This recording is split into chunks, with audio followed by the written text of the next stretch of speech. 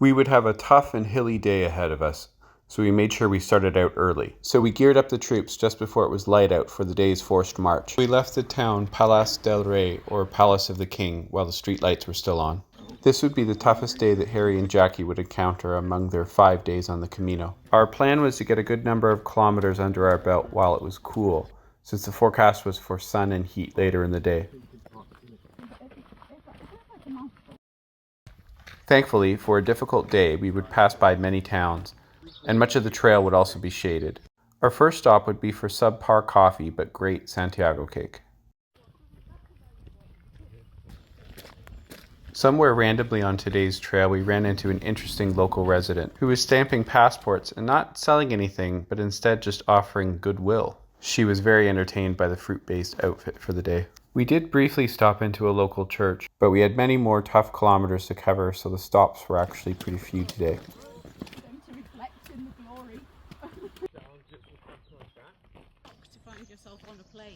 Crossing a medieval bridge, we would enter a sizable town called Melide, at about the halfway point for the day. Although the local church may not literally be the design on the €10 bill, it certainly bears a resemblance. A bakery lured us in for our next stop of the day, before pushing on to our second half of our hike. Shortly after Melide, we would cross the Cadasol stream, a slow-moving river with stone slabs as a bridge. Now with less than 50 kilometers to go, our hilly day of 500 meters of elevation gain, and even more elevation loss, was going by slowly in a fully sunny day.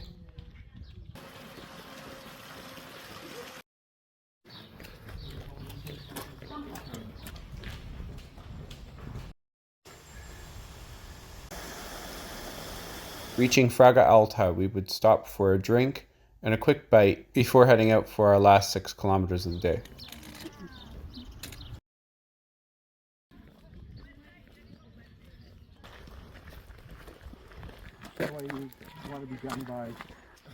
Crossing one last medieval bridge at Ribadiza de Baixo, we were finally approaching Arzúa.